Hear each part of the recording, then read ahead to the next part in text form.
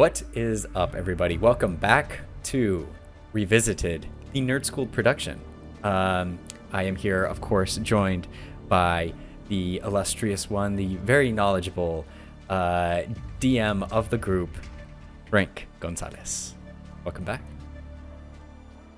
Thank you. It's nice to be here and back. Maybe I'll come back again. I don't know. Let's see if it's a part of the great path. Yes, yeah. Well, today we are revisiting a movie that Frank for sure holds dearly, and I have loved since I watched it in theaters. What movie is that, Frank? My Arrakis. My Dune. That is correct. This is Dune Part 1. Dune Part 1, directed by Denis. I always mess up these names. Villeneuve. I don't know how to pronounce his last name. Denis Villeneuve. Villeneuve. Ah, it's French. Yeah. Okay. That's a French title. Of course, based on Dune by Frank Herbert. And It's Arabic. No, I'm kidding. It's also French for no reason. Released in the US October 22nd, 2021. Oh my gosh, wow, okay.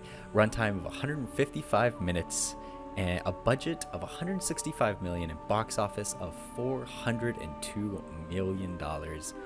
Quite successful. Of course, we are recording this before part 2 comes out, so we can add that to the Revisited, and we'll do the whole ranking and everything like that.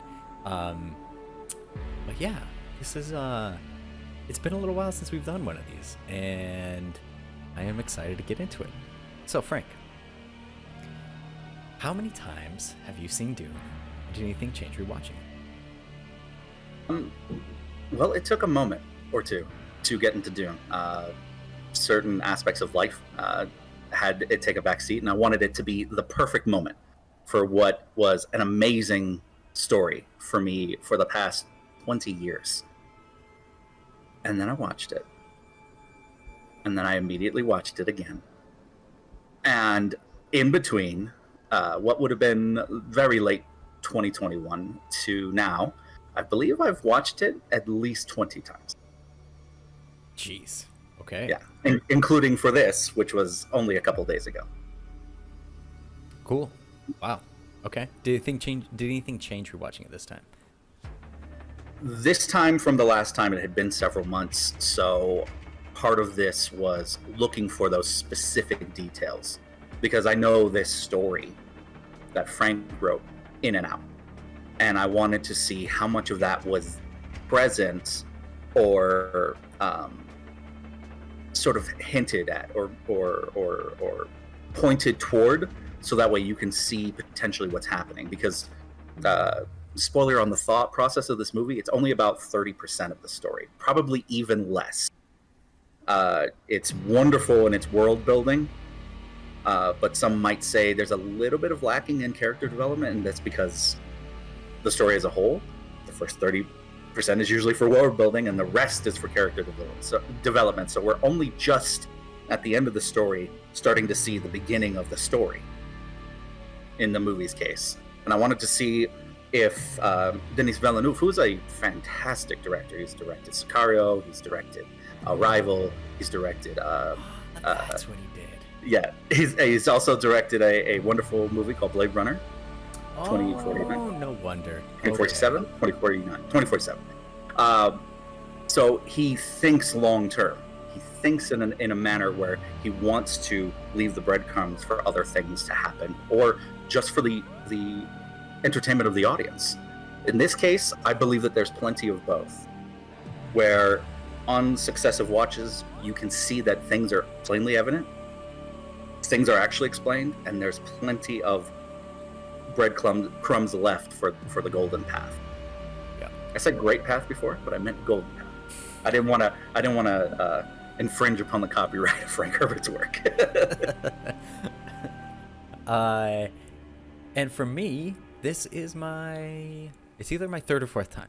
I haven't seen it a whole lot since. So I watched it in theaters. I think I watched it one time after that, just at home. I watched it on the plane to London when we went to Star Wars Celebration, and then I just watched it now. So yeah, and I think the plane to London, I was kind of like, it was jet lag and everything. I was super tired, so I wasn't like really watching it. It was kind of more in the background. But yeah, watching it this time, I forgot how much of it is just like ambiance and just like you said, world building. I forgot And like, setting and tone for sure. yeah, right once it actually starts going, it's like, and we're done. I'm like, oh my god, like I just want. When I was a wee lad, me and some of the other guys would sit around a table, and Frank would just go on to all hours of the night, like 2, 3 in the morning, just talking about Dune. And he'd be like, all right, so there's this guy, and you would go through the whole thing. Like, don't ask Frank what Dune is about, because unless you have a few hours to spare, because he will just go on and on.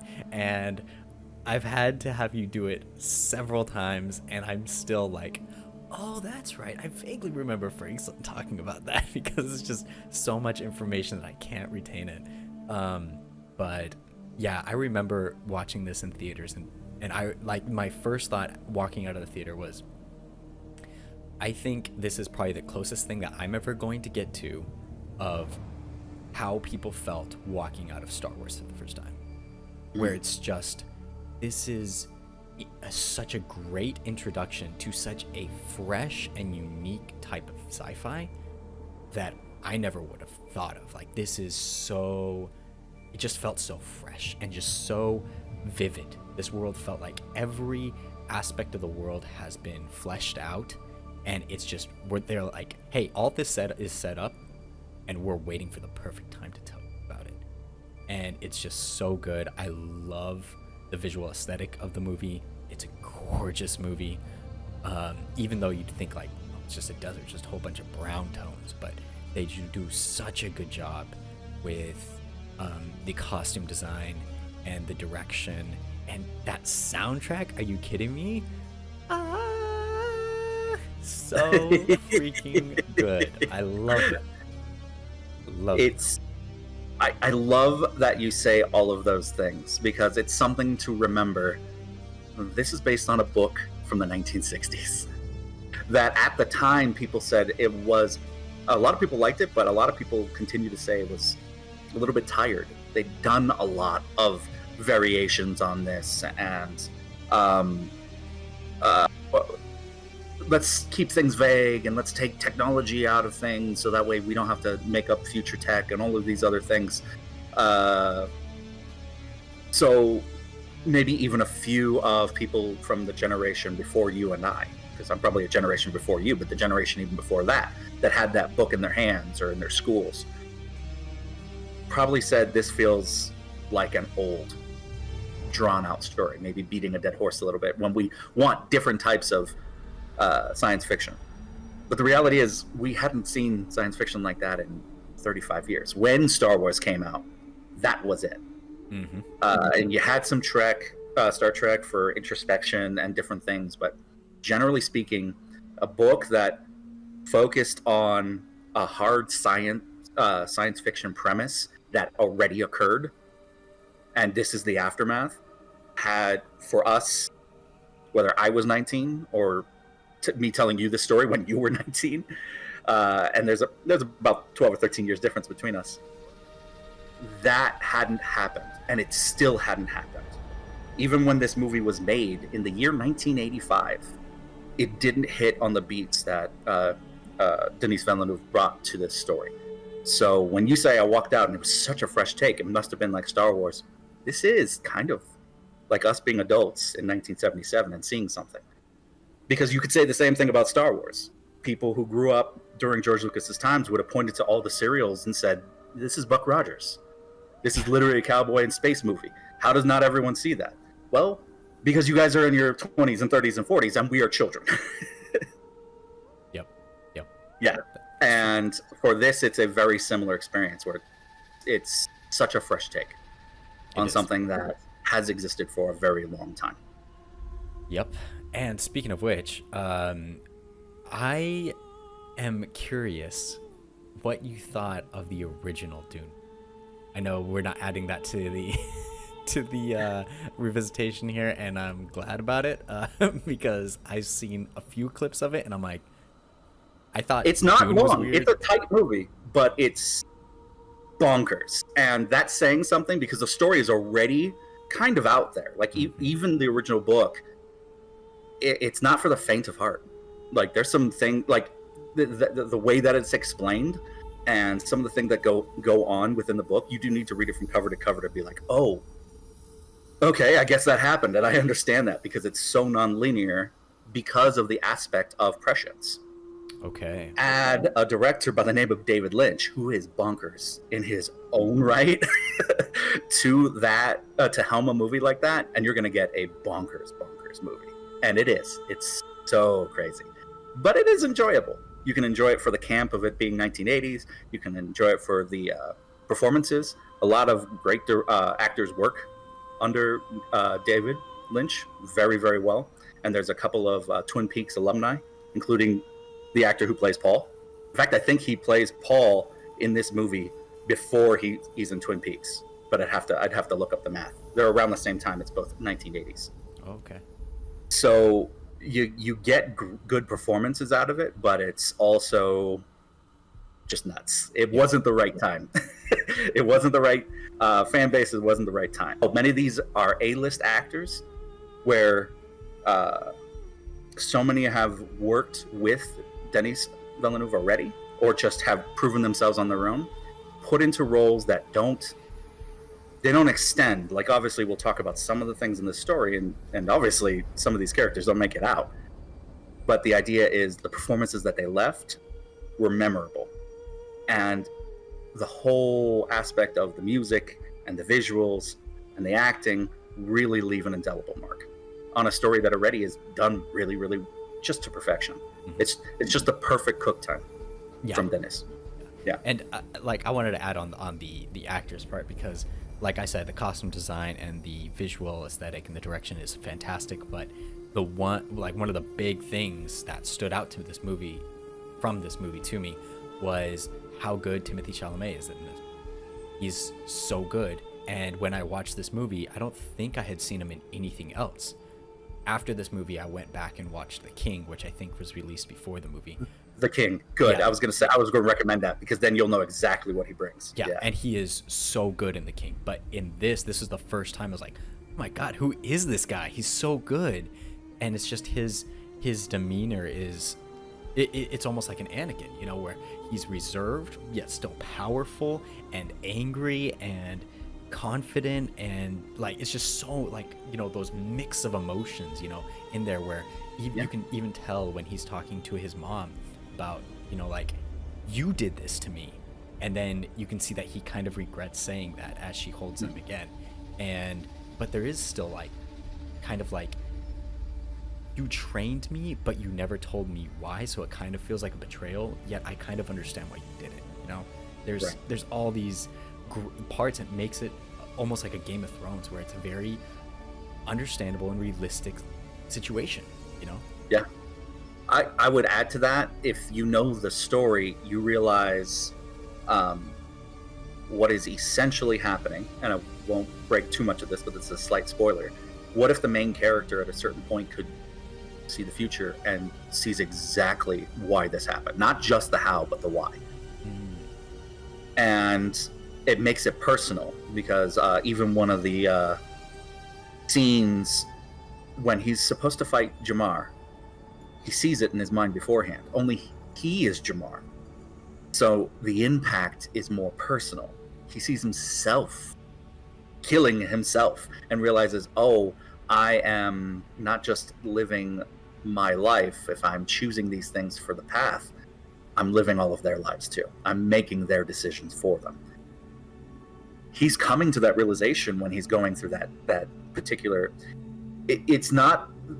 You'll hear the term. No, you've already heard the term once. It's not a full spice agony, but it is a stepping stone toward that. It's what the Bene Gesserit go through to become Reverend Mothers. Basically, attain Jedi knighthood, as you would suppose the Bene Gesserit would go through. Him already realizing he can see so much, you could see the extra pain there. And I love that you said it was Anakin. It was Anakin, but the age is right. He's probably playing about mid-teens, so it fits a little bit better. And it's so grounded because, especially when he's talking to his mother at the breakfast table, it goes from all formality and remember what you need to do to also like, hey, did you sleep last night? And he's like, no. Like, just so candid and normal. Like, he would actually be speaking to his mother, even though she's I don't think she's counted as the Duchess because she is a consort. She's not officially in a full married title to the Duke, but she still has a lot of power. And he just talks to her like she's his mom, which is so wonderful and so grounded. And you see that later, and not just with the one big conversation with his dad, but with any time he talks to his dad. There's a severe edge to some of what they're saying because it's such an important moment in their lives, but then it's also so tender and so just like, okay, this seems like a loving father dealing with a son who's going through a million things right now and didn't need his family to get a new fiefdom that's the most important fiefdom in the universe. Exactly. Because that's already huge, and he was going through a million things. Yeah, including things that he knew he didn't know. He's like, I know that he's got my stuff, and I know he's got Jessica's stuff. And I don't even ask that, but I know he's going through that stuff. Mm-hmm. Yeah, and speaking of which, like, continuing to just, talk about these actors, oh my God.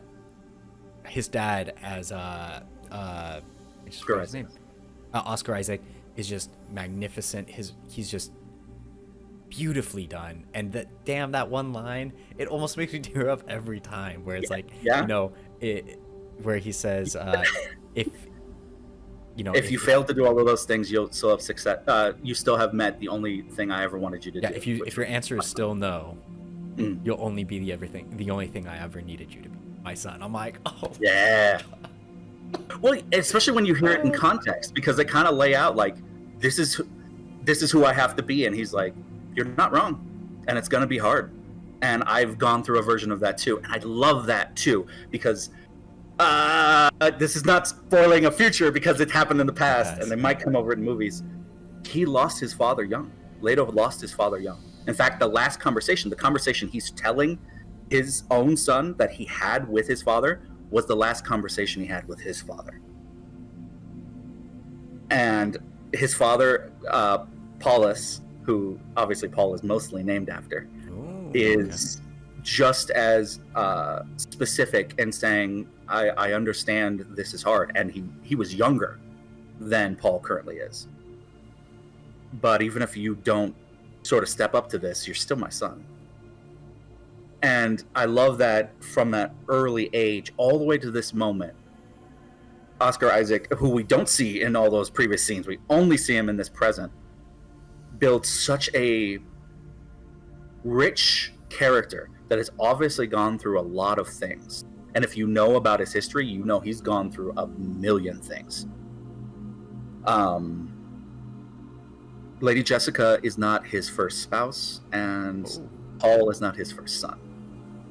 Ooh, okay. So there's a lot of heartache throughout the course of his life to this moment, which you see him lash out on Jessica about. I love that conversation too. Mm-hmm. They have that in the previous. They might have that in the sci-fi like series that they did. They did like a sci-fi series in the early 2000s, late 1990s, about Dune. Oh, and it actually goes through the first trilogy. It goes through Dune, Dune Messiah, and Children of Dune. I'm trying to remember the actress in that, but the actor who plays Oscar Isaac's character of Leto Atreides is William Hurt.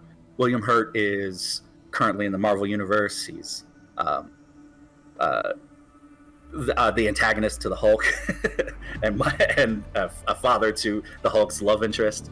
That actor is got a lot of gravity to him. The scene is very similar. And I wonder if they studied that scene and then just elevated it to be like, no, there should be a scene like this where he is reacting to, hey, you have your secrets and I've never asked you from them, but if this costs me my son, which is not the first time this happens, when you're the one who gave him to me. So he's even aware of some of the talents that the Bene Gesserit have. Oh, okay. Yeah, yeah. Is, hey, you're the one who gave them to me. I never asked for him. And then you're the one who removes him from me. You know how much that hurts. He didn't even have to like threaten her. He's just like, you'll break me. And it's such a great grounded performance that you can see throughout what you see of him in the story. And you don't see a lot of him.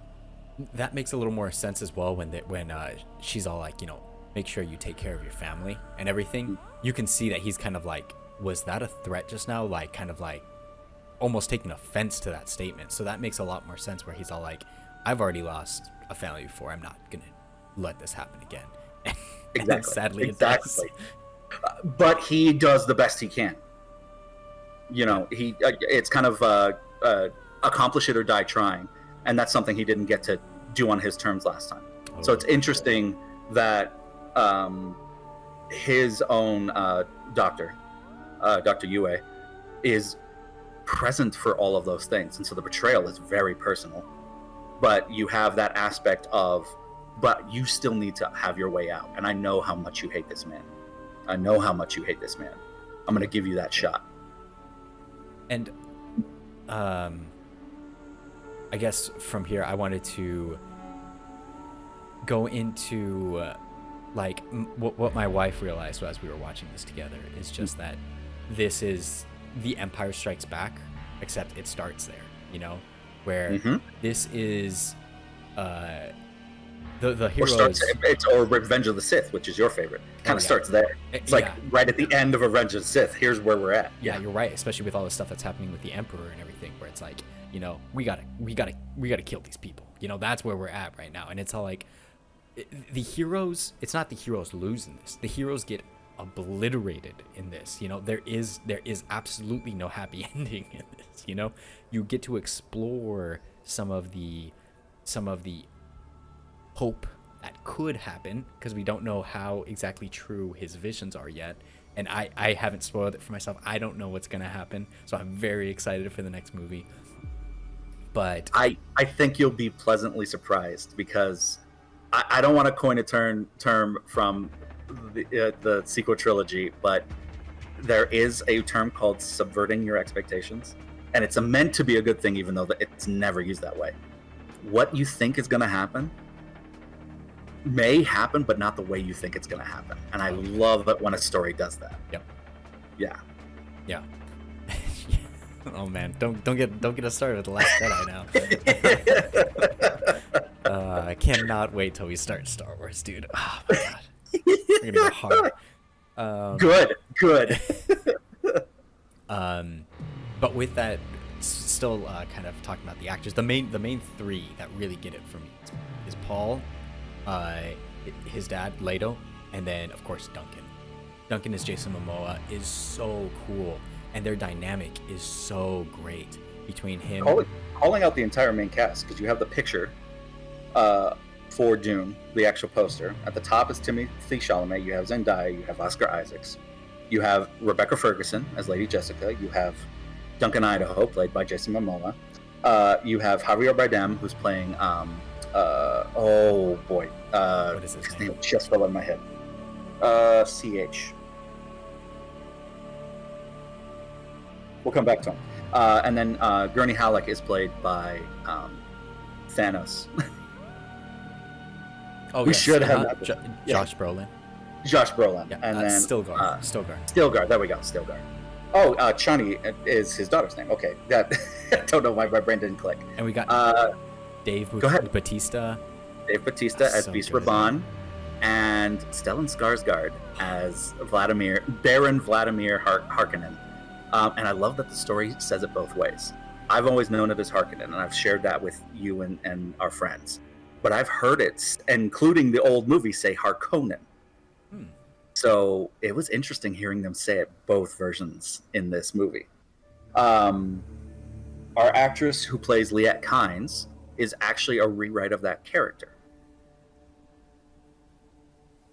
And I know you had something to talk about, so I won't step on that, but we're calling everyone out. Yeah, yeah. Just to be fair, a great, fantastic cast all the way around. The performances are fantastic. And 2 new ones coming in the new ones, and we'll talk about that in the new version, and we'll talk about that. Yeah. As we get to the end of this podcast, we'll definitely talk about what's to come for Dune.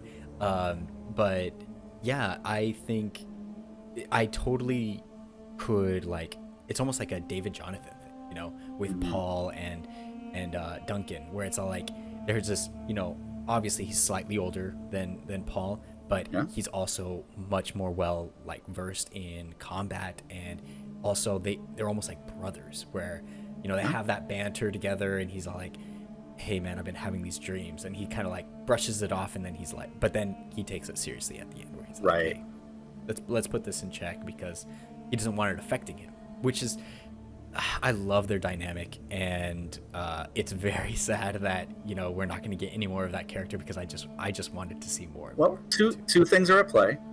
The story plays the long game in a way that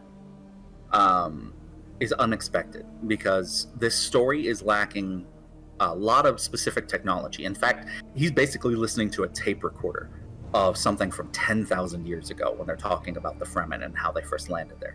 First recordings are just as the Empire started, maybe like a couple hundred years in, because the Empire, I think at this point is the Padishah Empire is 10,176 or something very specific from the Butlerian Jihad, the end of the Butlerian Jihad, which, among other things, is known as the Crusade Against the Machines. So that's why a lot of machinery is missing from this. But there are other methods that it's almost as if technology can't help but find a way. Thufir Hawat is a great example of that. He is a Mentat. Piter de Vries on the Harkonnen side is a twisted Mentat. Which basically means you have a walking computer walking around with you. He's more than just an accountant or a librarian. He's literally, and both of them have literally been trained how to compute the way the computers that you and I are on right now computate.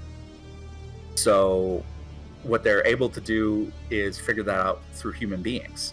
Obviously, the Bene Gesserit and the Fremen, and much more so the Bene Gesserit. I'll put it this way. There's a third group. All 3 of them are gunning for a Messiah, a Christ-like figure. In the Bene Gesserit's case, they actually have it down to, as you would, a science. They're working on a eugenics project because they think they can actually birth him. And so it lets you know, again, via human beings and not via technology, you have eugenics, and then you have actual thinking and engineering processes. All of these things are working through human beings and not through machines. There's a reason why that's happening. Some of these characters, as they depart, might not be gone forever because, again, technology keeps on finding a way. But I love that you definitely you gripped on to Duncan Idaho, because Duncan Idaho, Gurney Halleck. No, I was going to go in a different direction with this. Okay. I love Duncan Idaho too. He's a Ginaz swords master. That's why some of what he does is so important. And Gurney's his own. Basically, he's his own awesome thing. Gurney, Duncan, and Leto all have personal vendettas with the Harkonnens. Ooh, okay. And only Gurney seems to at least not have died off screen. So part of what you pointed out is, it seems so tragic. It is tragic, because if you know Duncan's story, him dying the way he did, he basically threw his story away for Paul. And Leto, if you knew his story, and it obviously makes sense because it's his son, but he threw away his story for Paul. And it'd be interesting to see what happened to Gurney, because he's got his own story, but he also, you see it from the story in his own way, loves Paul. It seems as if everyone's got this vested interest in Paul just naturally. Interesting. Yeah. Okay. Yeah, I didn't even think about that. That we never saw him die. I didn't think about that. Huh. Okay. Very interesting. Um, I did have in mind. I was thinking about it as I was watching this movie, and I was like, all right, Frank's an expert, pretty much on this. Yeah, the local expert on Dune. Um, The village expert. yes. uh, why does his mom go outside of the room when he's talking to the mother, the grandmother, or order? I forgot what her particular name was. When he's about to put his hand in the box and everything, and she starts like hyperventilating and crying and everything. I'm like, okay. Originally, I thought of that scene as like she's like either kind of like having like flashbacks or just like thinking about what could she be doing to my son right now. But I feel like there's something more involved there. Am I right? There is, but it's not through a direct connection. They don't. For instance, he doesn't have full abilities like what the Bene Gesserit have. They refer to something called the Voice. In the book, they do call it the Voice, but it's something called truth saying, where you can make someone bend to your will, have them do what you want them to do. But also, its namesake, you can have them tell only the truth. Oh, okay. When you're powerful enough. And they actually have truth sayers among the Bene Gesserit, meaning there are some that are that skilled. Yeah. Mother Mohayim is among the best that they have, and that is on purpose, because remember, it's a eugenics program. So, among other things, many of the sisters themselves are in the line of David, if you will, here going towards this. Oh, right, yeah, she's essentially the line of David, Mother Mohayim, if you will. She's in that path to the Kwisatz Haderach. Okay. So not only has she been leading the efforts for the last few decades, I don't remember exactly how old she is, but everyone. What's interesting is when you see an older person in the story, the movie never intimates like, oh, ice is everywhere, and so even ones taking a little bit have life extensions, but the book does, and she is much older than she looks. Oh, okay. Yeah. She not only has that interest because it's her job, she has a vested interest because she's in the line herself. And obviously, so is Jessica. And I love that your wife figured out that, the Baron must be Jessica's father, because they talk about it. But then afterwards I was like, so who do you think the mom is? And then she was like, oh, it's got to be the mom. It's got to be the Mohayim mom. In the story, I think they lay it out in the context of that conversation. Here, she doesn't actually do it until she's leaving and Jessica's crying. When she leaves and they refer to each other as daughter and mother, then for the first time you kind of get, and even then it's not sold. You're like, maybe she's just upset because of what's going on. It's a lot of pressure. And they would refer to each other as daughter and mother, just in a reverence sense. But they're not. That is her daughter. Mohayim is her mother. Yeah. And also why so many things are being allowed by Mohayim. If you don't follow the path, you're removed from the path. And she's had to make a lot of very difficult decisions in the past.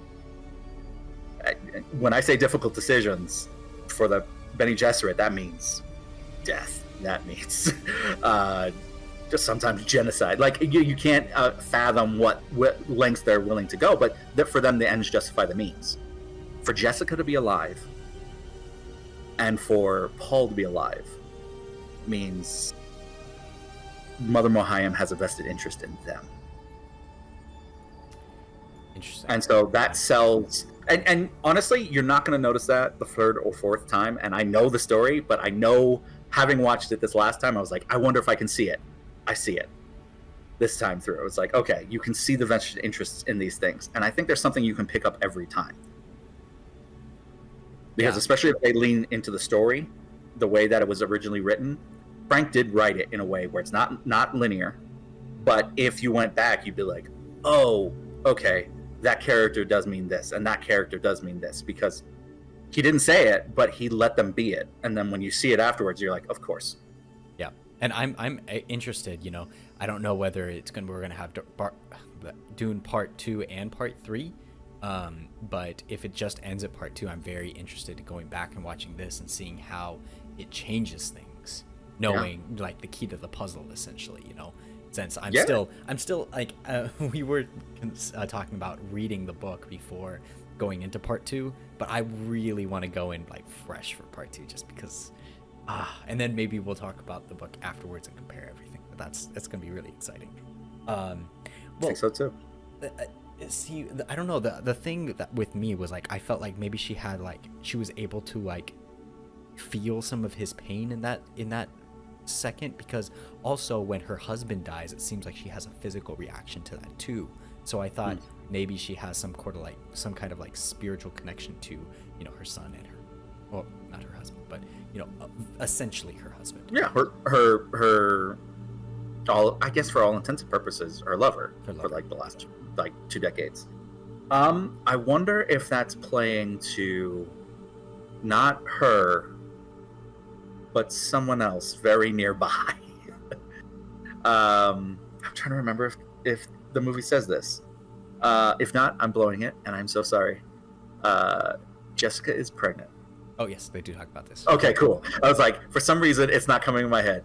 Yeah. And that may be the connection, because the child she is pregnant with is also pretty spectacular. And I think if this might be their way of playing to the concept of her feeling her son's pain and feeling her husband's, because in the book, for the life of me, I don't think until she's told that Leto's dead does she have any idea. And in the movie, it seems to sublimate that she knows the second he's dying. Mm-hmm. Yeah. And yeah, speaking of that, I'm like, they only show like Paul is telling her about his dreams, and he's like, oh, I see the girl, and there's some things that are very not clear, but there are some things that are very clear, like I know how you're pregnant, and she's like, you can't know I'm pregnant, I barely know I'm pregnant. And then later in the visions, you actually see her with like all these like face tattoos and everything, and then we're holding a child, obviously like a brand newborn. So I'm interested how that's going to go, because in his visions, like we saw the fight between the two, we saw that he dies, we saw that Paul dies, but then the voice in his head says like, you have to die to, like when you take a life, you take your own. That's what it said. And all these like very like kind of like mystical things where it's like you don't know exactly what it means, but then after it happens, you're like, oh, that makes sense now, because when you take a life, you change. That changes you permanently, So it's not exactly the way he sees it. It's happening. It's kind of, this is what it means when it happens. So I'm interested in how that's going to go. The path is described as the golden path is described as many different paths that all lead to that one path. And at least according to the Kwisatz Haderach tradition, only the Kwisatz Haderach can find and navigate all of those paths to get to that path. Only the Kwisatz Haderach can. Interesting. Okay. The Fremen keep it a lot more simple. They're oppressed. They are a chosen people. So obviously you see a little bit of Judaism, even though it's I think they are Buddhist Islamic. Now that I'm thinking about it. So there's a good little blend of a lot of things, and their prophecy is just that he'll bring like a golden age for them. But the concept of him hearing all those voices is another gift that the Bene Gesserit have. Yes. Okay. And they don't touch on it a lot. So I wonder if they'll touch on the second one. But Jessica is privy to most of those voices. Okay. Yeah. Most is not the right word. Half of those voices. That doesn't make any sense. But I feel like I just want to leave it at that, and then maybe eventually. We will, and that's why I said it in files.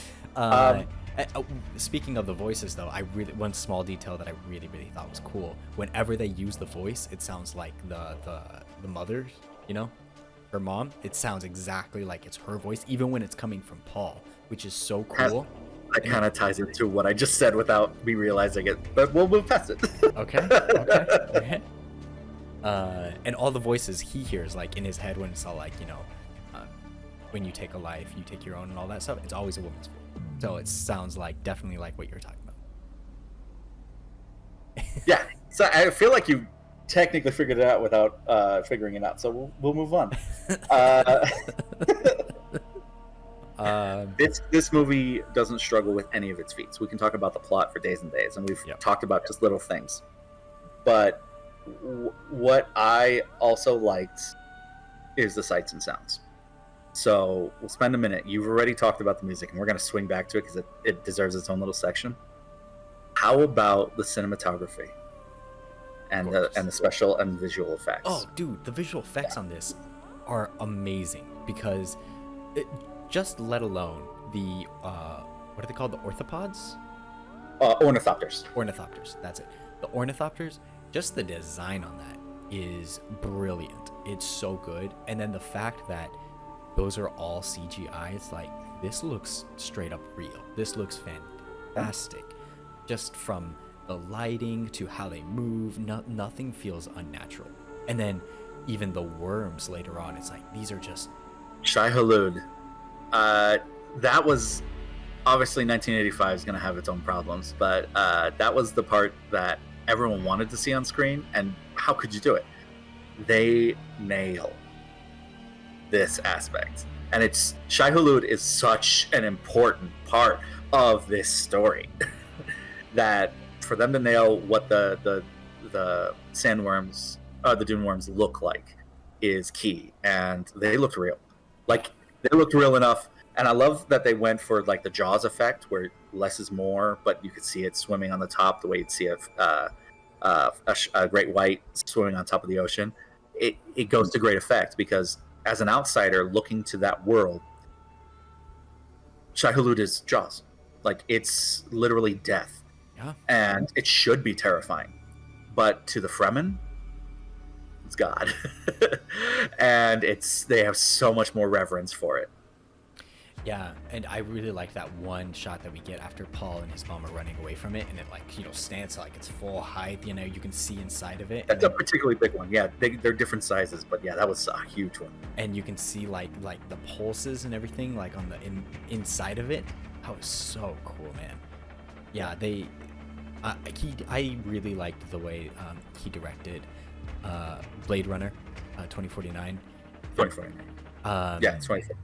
But this one is like, Blade Runner has never been really my universe, and Arrival was also really cool. So, visually interesting movie and stories also really good. But this one in particular is just like, wow, you know, the way he takes his time on everything, that makes everything feel impactful, important, but it doesn't overstay its welcome. It's just paced very, very.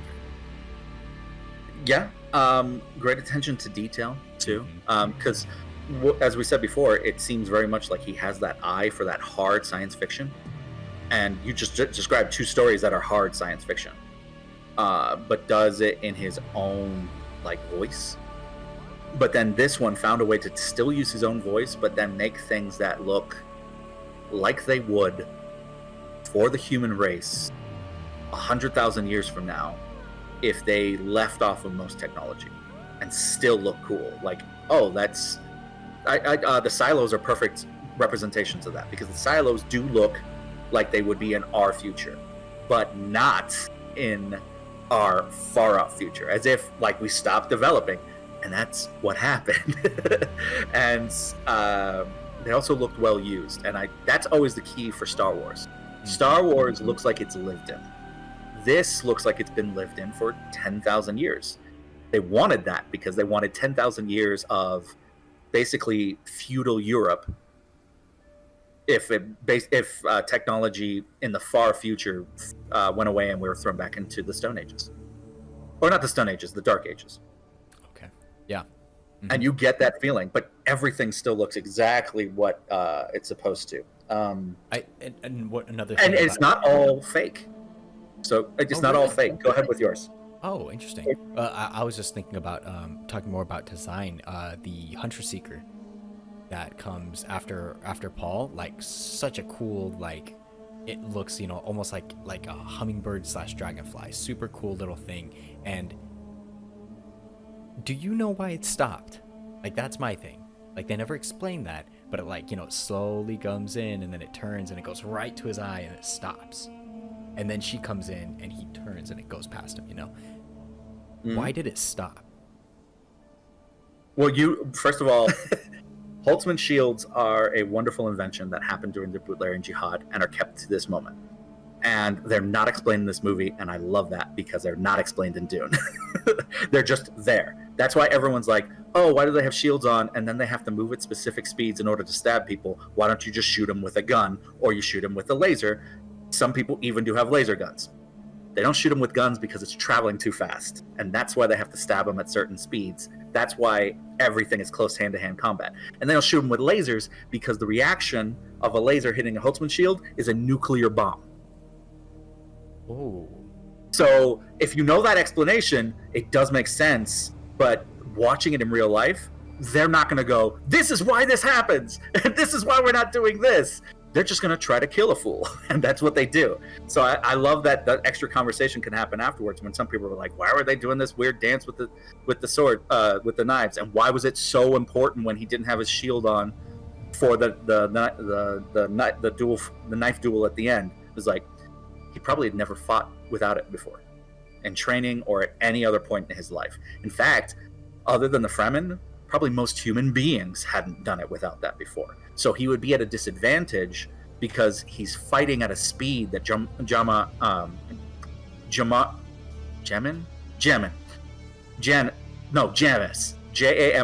Jamis, I already know it, maybe 2 M's, but it's Jamis, is fighting at, because Jamis is fighting to kill him as quickly as possible.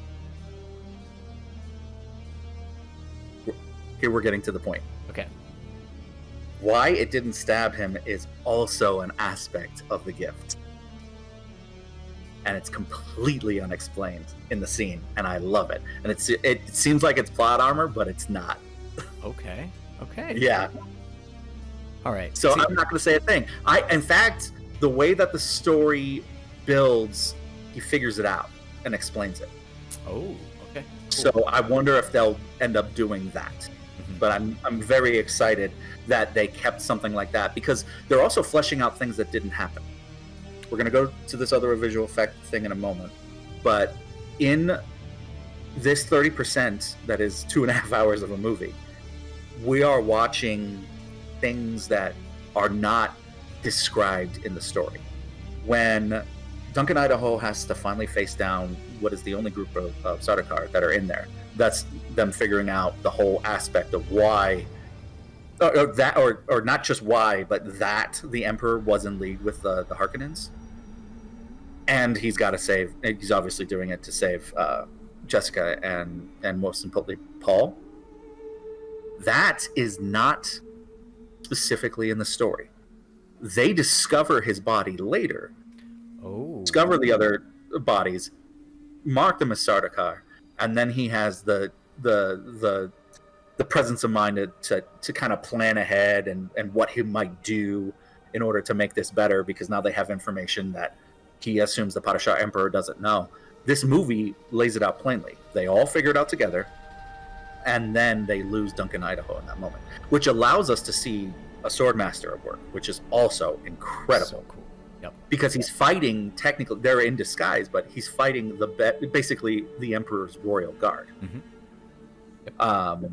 And he's still as good as he is, even in death, even in a dying effort.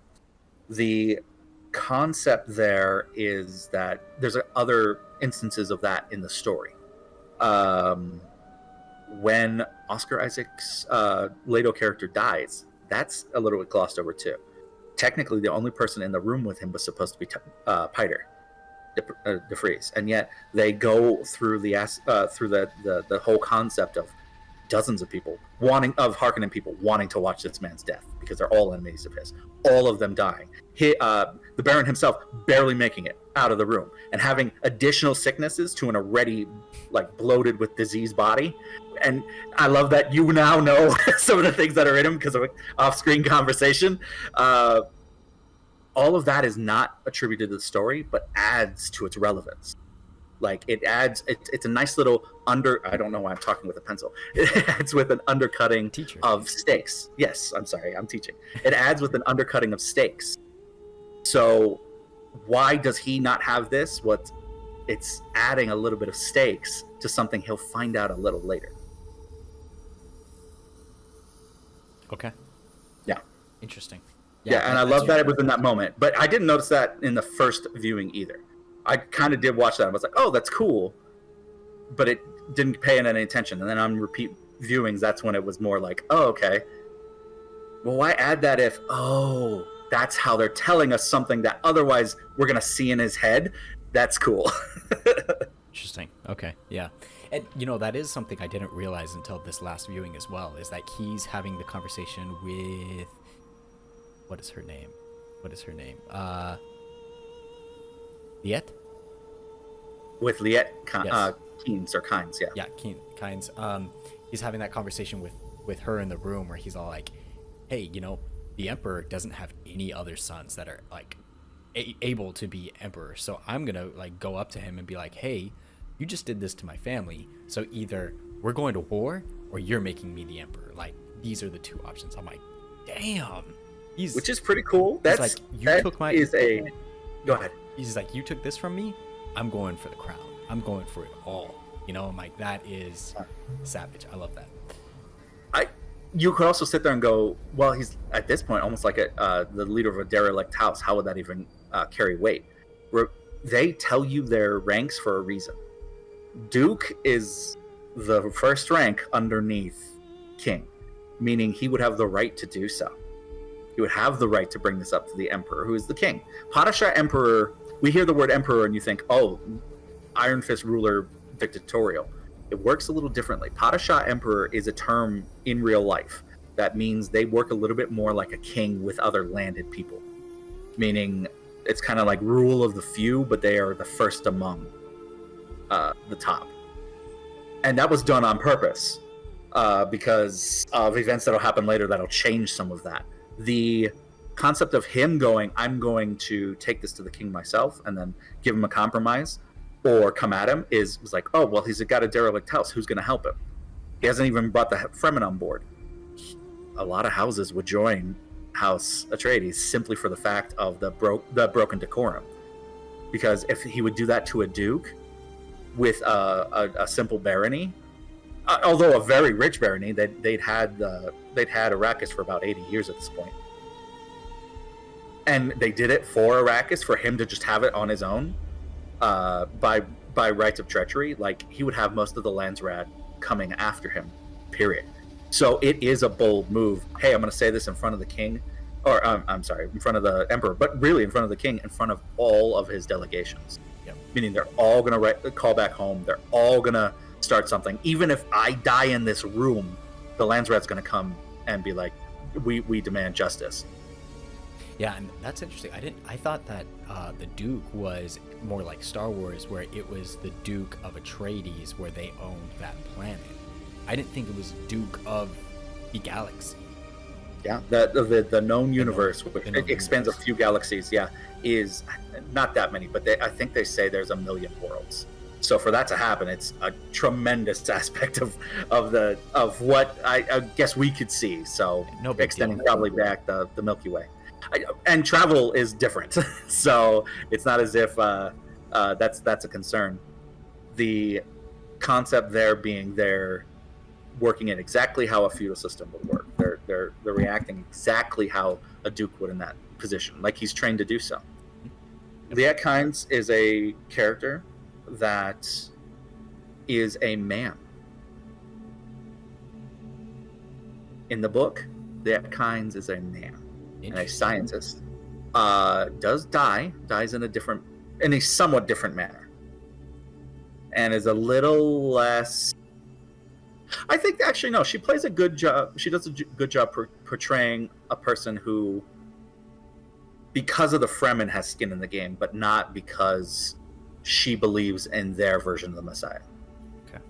She's a scientist, and her well, they don't talk about it in the movie, but in the book, his father came to that place trying to understand spice and proved that it could give you prescience.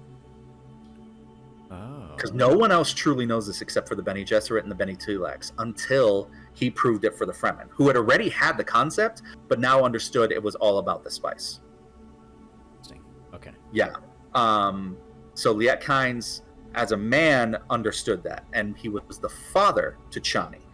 This story adjusts so that Liet Kynes is the mother and Stilgar is the father, instead of Stilgar being her guardian.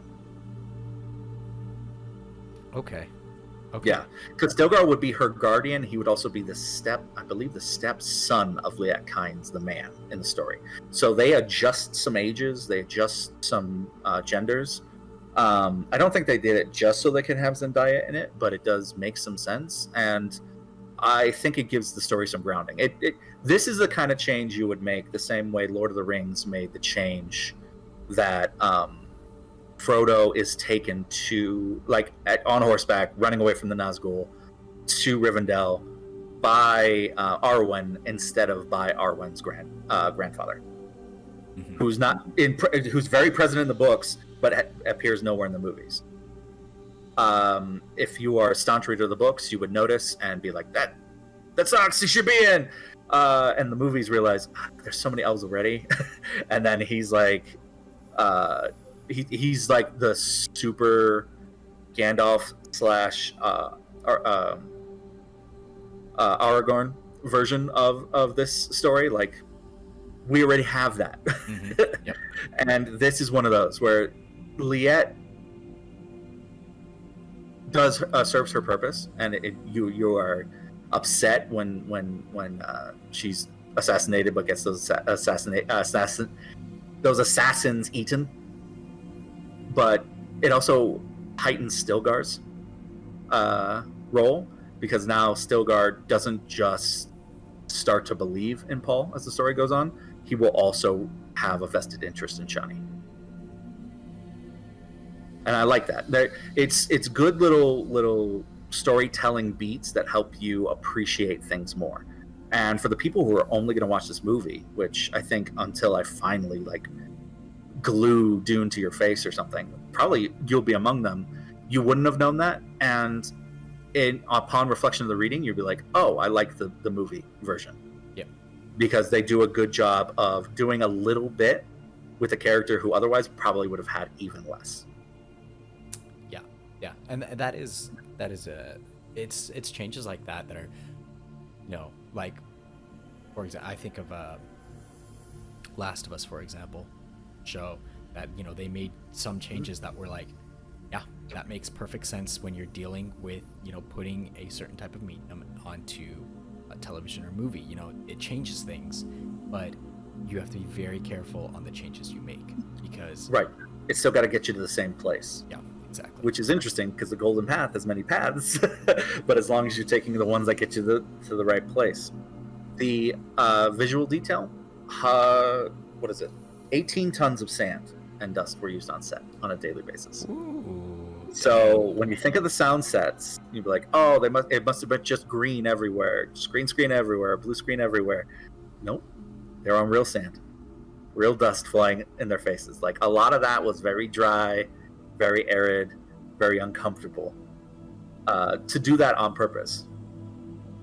Yeah, and yeah. It shows, like, how I wouldn't have been surprised if you told me that they went out in the desert and they filmed more than half this movie in the desert, because it looks so good. It does. It looks like you went to a desert world, which is cool, because the last time you had a movie go to a desert world where it felt real, Star Wars, and that Tunisia is real. So for them to kind of mimic that concept and have that, the tone of that place and the setting just so down, works. And it is important to remember, you spend a couple of moments on Caladan, and you spend a couple moments on, I want to call it a different name than the planet it is. And I've known the Harkonnens planet in my heart for so long. It's all right. Frank, it's okay to doubt yourself. It's okay to fail sometimes. You have way too many universes in your head.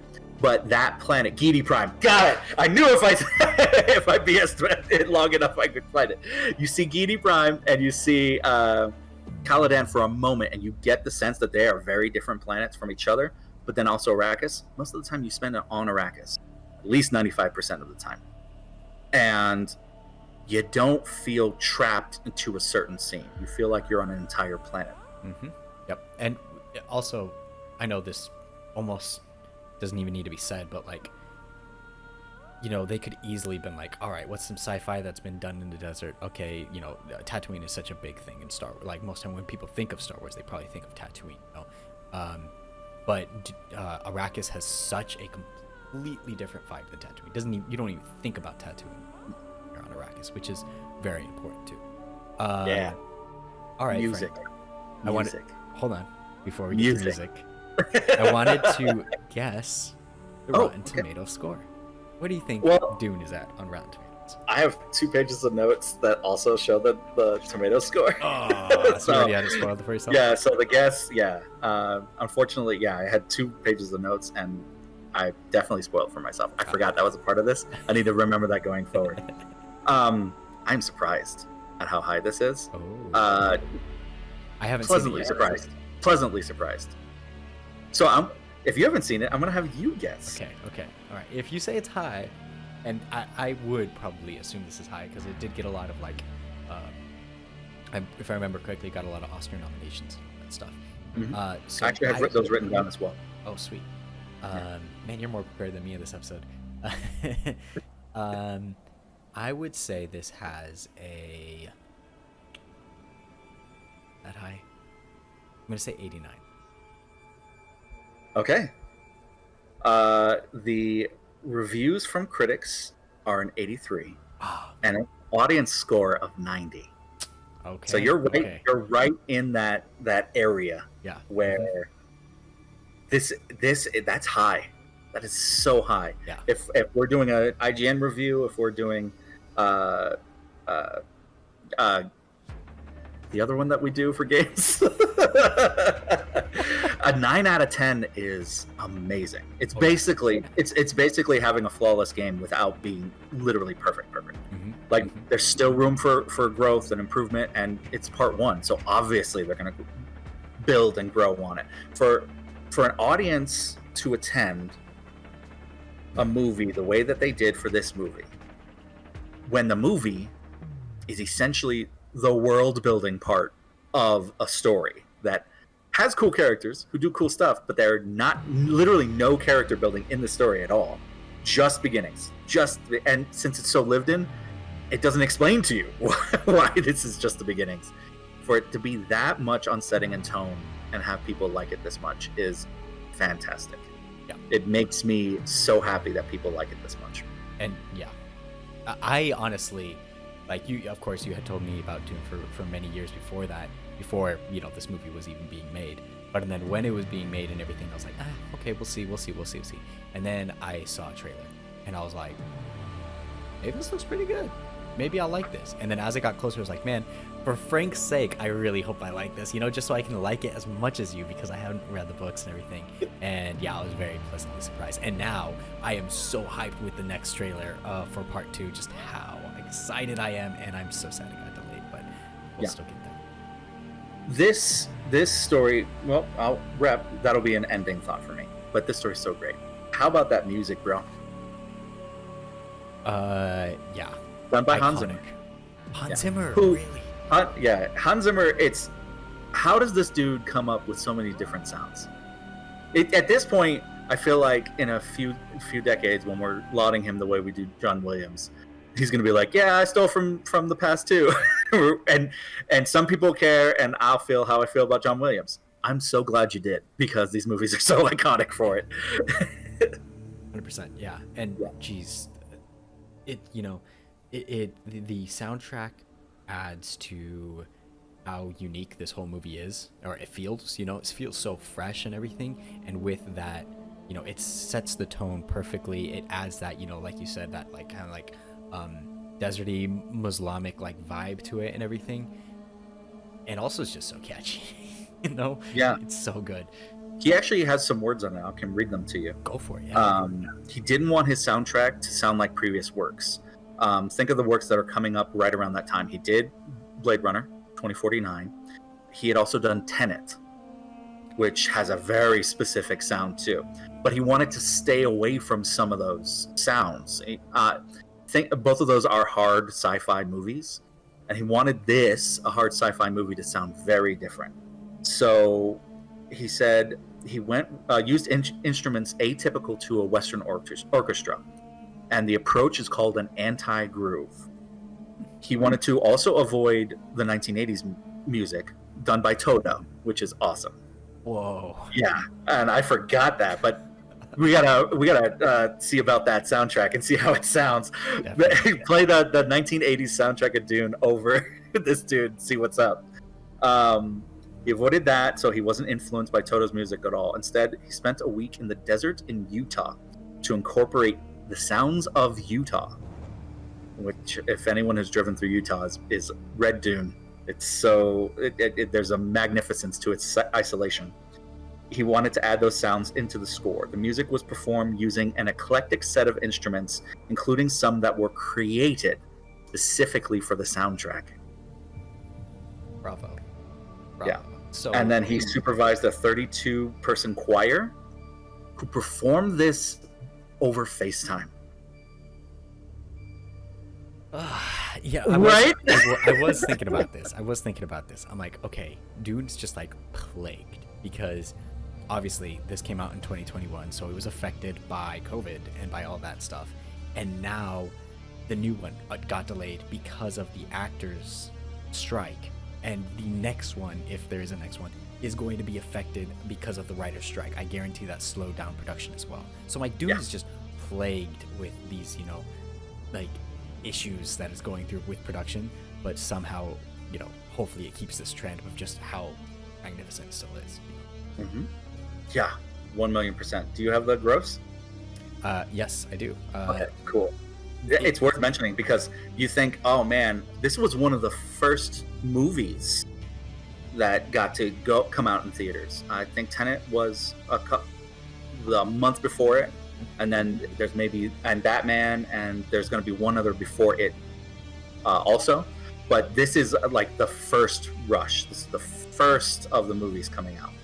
In theater, and it's going to be was after this, but yes, Tenet was so we're all around that time frame, that last quarter of 2021. Yeah. Go ahead. How well did it do? Or how much did it cost? Okay, so the budget was 165 million. Remember, most time budget does not include marketing, but the box office was 402 million. So it did very good, very good. So even for its limited ability to be out there and limited audiences, it's still just crushed. Yep. Yeah. Cool. Man, dude, I like. Yes, let's just talk about part two. Okay. Let's talk about part two for a second as we try to wrap this up because it's going a little long, but that's fine. I love it. I'm keeping true to the moniker. I can't just talk about this movie for like 45 minutes. What's nice is now neither can you. It's really good, man, and I love just talking about it. Just geeking out over cool stuff, man. It's awesome. But you hinted at that there's going to be some new characters. I think we saw the Emperor in the latest trailer for Dune Part 2, which I'm excited about because we haven't seen the Emperor at all. We've only heard him by name. And then you said the guy with like pale white skin, he's going to be really important in this. Like he's like an assassin of some sort. There's three characters that are being played by pretty big actors in our current climate. There's going to be the Padishah Emperor, Emperor Carino. and he'll be played by Christopher Walken. Oh, that's right. I have that pulled up now. Yeah, that's so cool. And that is very cool. He came up in the preview that the trailer, theatrical trailer that they had for this movie prior to the writer's strike, in anticipation of what would have been a November release, but is now a March 15th, 2024 release. Is it 15th? Yes, 15th. Mm-hmm. Okay, I was going to say I saw March 15th, but I'm quoting a Monday maybe. The other two are younger actors that have just come into their prime. There is a character for the Harkonnens that you only have a glimpse of in the theatrical trailer. You're not seeing in the first movie, but is integral to the story. His name is Fade Rautha in the story, and he'll be played by Austin Butler. Yeah, Fade Rautha is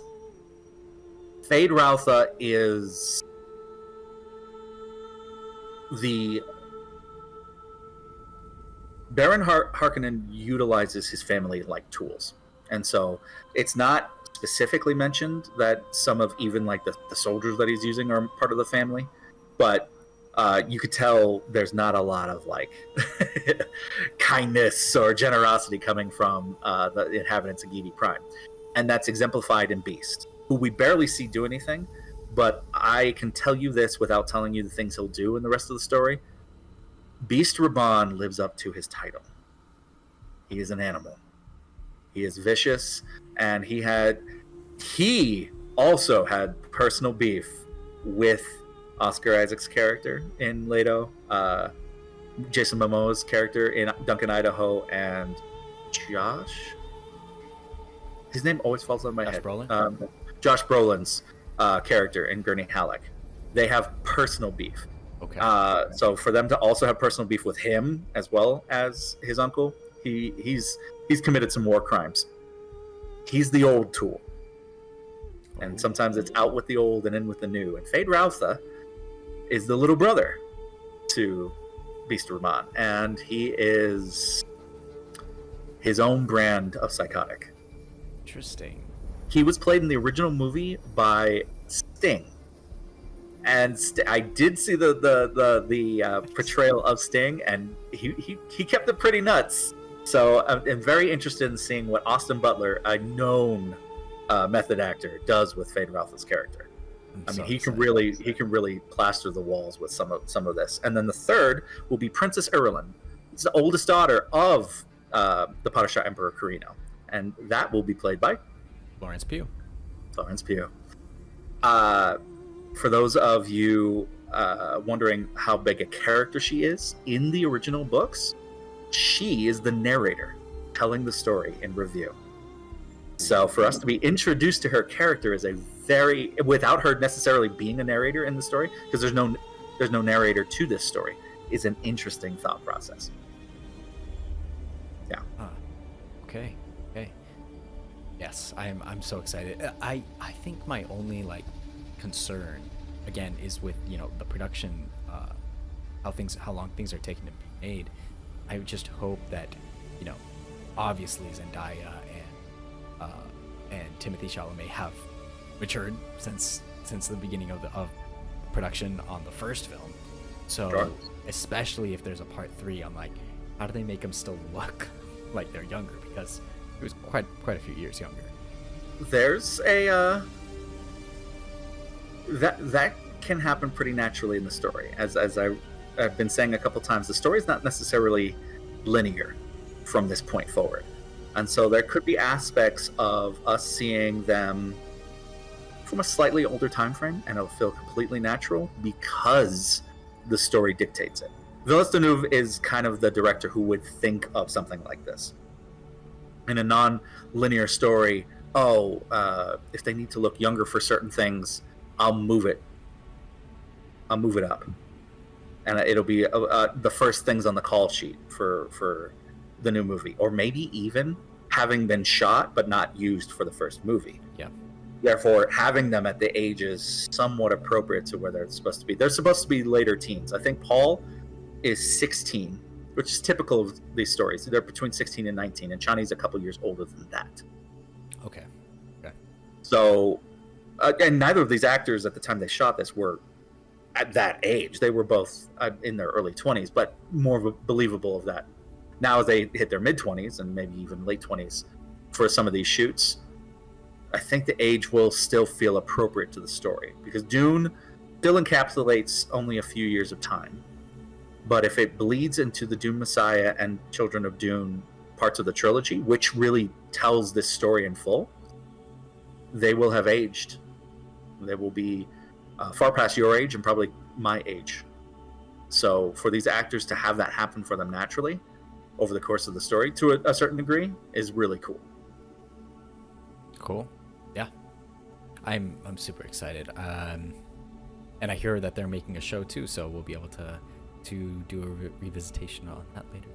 Yeah, they're doing the Bene Gesserit house, and they're definitely pulling from the idea of it's like bringing the Faceless from Essos into Westeros in a very specific way for people who have connected with that story first. I read this story at 19, and then A Song of Ice and Fire when I was 20 and 21. And when we got to the Faceless there in Lys, I was like, oh, this is like the Bene Gesserit of the past. This is so specific and cool. It's not necessarily gendered, but there's a lot of the things that they can do and the things that the Bene Tleilax and even more so the Bene Gesserit do in their battle for bringing forth their version of the Messiah.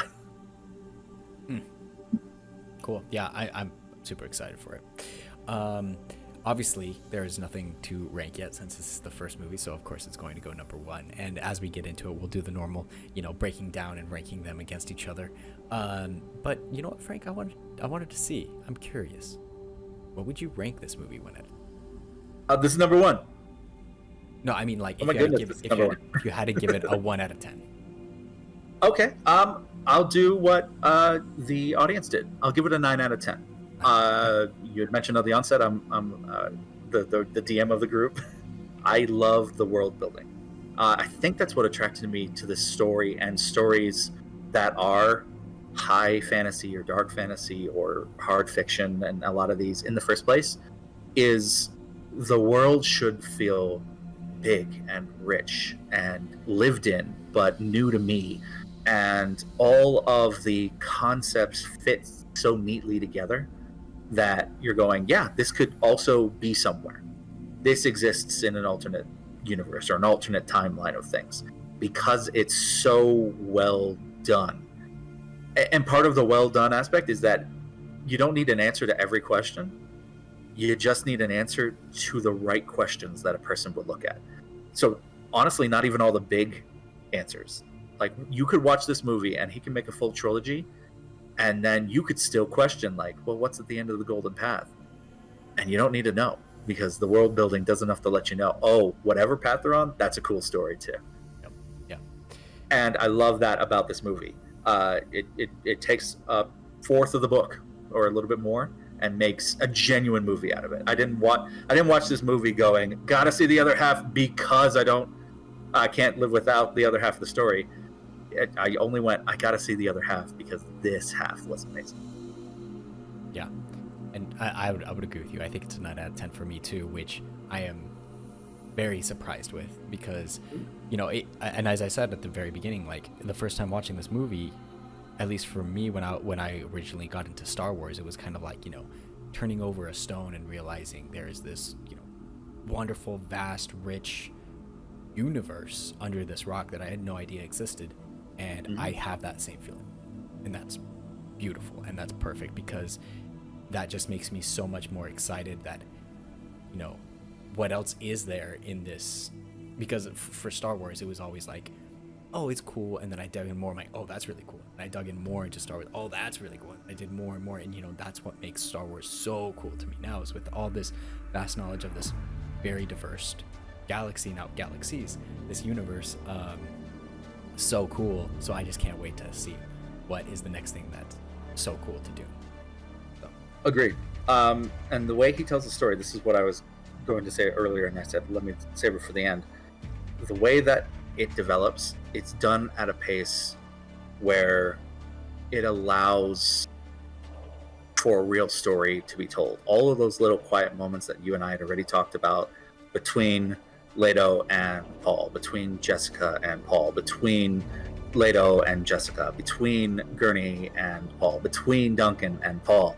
Even the moment between Baron Harkonnen and Piter de Vries, where Piter is a twisted mentat.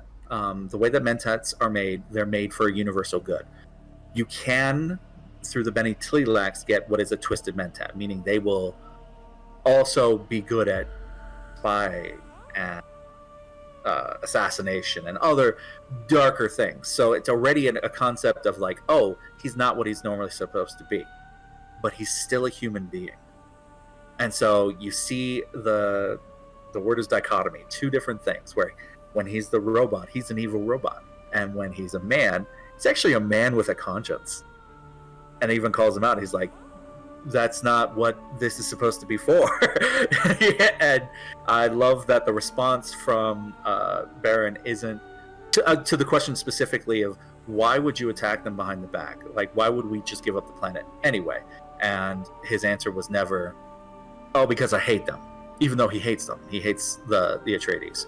Oh, or because I'm listening to my emperor. He cares nothing about the emperor. He, as a baron, is more powerful than the emperor on his own, which is the whole reason he lost the fiefdom in the first place. He says, because it's mine. And you suddenly see how childish and selfish a very powerful man is, and how the human Piter de Vries is like, ugh. But the robot is like, hee which is such a cool way for that actor to play that role. And the nuance is caught in the story because, unless I'm mistaken, that's the only lines that this actor who played, did he play Spot in a Polka Dot Man? No, Polka Dot Man. He played Polka Dot Man in Suicide Squad. Has in this movie, and yet he's just as important to this movie as he was as Polka Dot Man in the other one, because you see in just this moment, instead of the development of his character, how Gidi Prime works. And so Gidi Prime suddenly becomes the character instead of just the face of the Baron. Yeah. And there's a moment, and this movie is, the running time is 2.5 hours. It's got plenty of those moments and still has the sweeping landscapes and these immense ships that space fold through time and space to get to different places. That's why it doesn't matter. It's like, oh, well, how many galaxies does it cover? They don't think in terms like that anymore, because that's not how they travel space. They don't go, I'm starting at A and I go to B. They go, we started here, we folded space, and then I was in the proximity of B. Oh, wow. Interesting. Yeah, I haven't even thought about space travel in that world yet.